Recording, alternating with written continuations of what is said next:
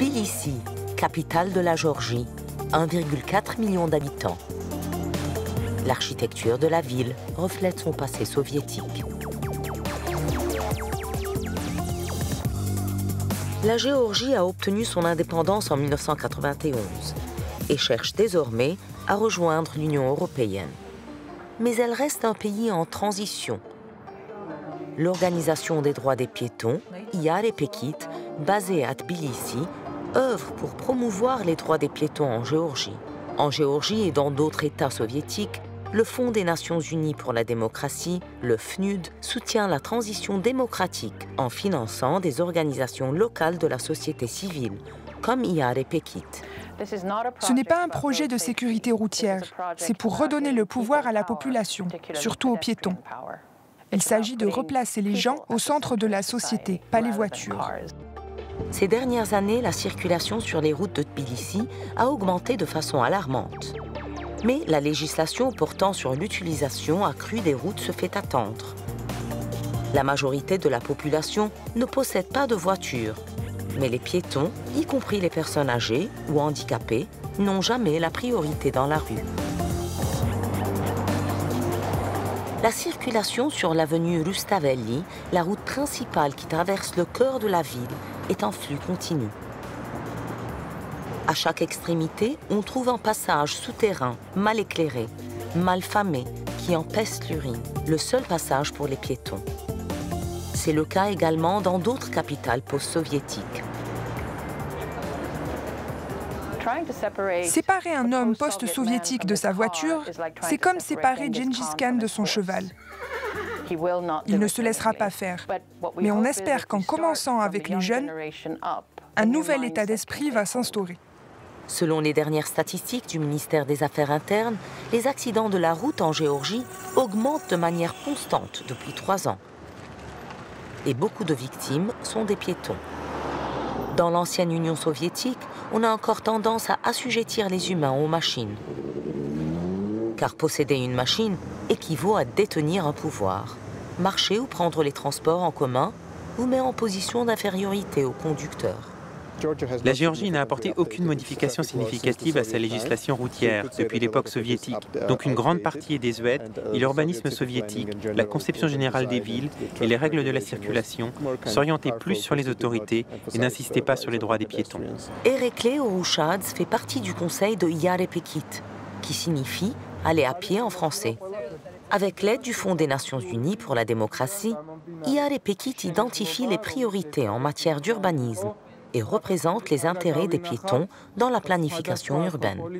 Ici, vous voyez l'aménagement urbain des différentes époques politiques. Yare Pekit organise régulièrement des visites guidées, appelées marche-mode, pour montrer aux citoyens inquiets les difficultés de la circulation à pied à Tbilissi et pour parler de solutions éventuelles. Erekle est père d'une petite fille de 8 mois, Anna, et vit dans un immeuble au centre-ville. Se déplacer avec une poussette est un parcours du combattant. Erekle veut des rues plus sûres pour l'avenir de sa fille. Avec Yare Pekit, il encourage le soutien à une nouvelle législation pour améliorer le code de la route, pour que les piétons puissent circuler plus facilement. Cette nouvelle loi est importante pour éviter des situations où l'on se retrouve sans trottoir, sans espace pour les piétons, où les trottoirs de Tbilissi sont tous occupés par des voitures. C'est le résultat de règles et de sanctions trop modérées. Dans le système actuel, une entreprise privée, CT Park, gère le stationnement dans la capitale. Mais d'après les critiques, les sanctions trop faibles pour stationnement illégal rendent le système inefficace. La nouvelle législation, en discussion au Parlement, introduirait un système de points de pénalité pour qu'un conducteur qui accumule trop de points perde son permis de conduire. Guram Chaikhaidzavaza est en fauteuil roulant, paralysé depuis un accident de la route en 1990. Quand il sort, il souffre à manœuvrer dans les rues de Tbilissi. Il se retrouve souvent dans ce genre de situation. Maintenant, le passage est totalement bloqué. Les voitures empêchent les personnes handicapées de passer. La police devrait intervenir rapidement et les conducteurs devraient être sanctionnés. Avoir recours à la police pour simplement pouvoir se déplacer est une réalité quotidienne pour Ghuram.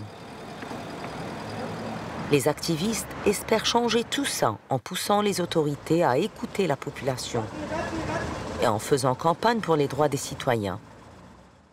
Une victoire a été remportée en 2013, quand une manifestation citoyenne a bloqué un projet de construction à Vak Park, le plus grand espace vert du centre de Tbilissi. Les gens ont campé ici. L'entreprise qui voulait commencer le chantier a fini par abandonner. Et il y a quelques mois, le tribunal a statué que le permis de construire était illégal. Alors la construction n'aura plus lieu.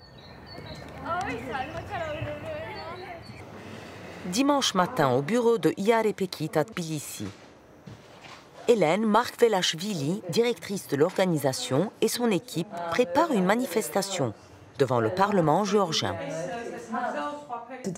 Aujourd'hui, nous manifestons avec différentes organisations qui travaillent toutes sur des questions de sécurité routière. L'affiche dit « Légaliser la sécurité routière ». Alors faites une loi. Et cette loi est coincée entre deux échelons et personne ne s'en occupe. Alors nous voulons exercer une pression sur le gouvernement, sur le Parlement, pour faire adopter cette loi de sécurité routière. Des gens sont payés pour gérer la sécurité routière. Alors, qu'ils s'en occupent. Les responsables à la mairie de Tbilissi se rendent compte que l'urbanisme doit devenir une priorité. Mais ils doivent relever un nouveau défi, changer les mentalités. Ce n'est pas uniquement le problème de la loi ou de son application, c'est aussi le comportement des habitants de nos villes. Cela devra s'accompagner de campagnes dans les médias pour sensibiliser la population, pour avoir un impact positif sur tous les citoyens et leur mobilité.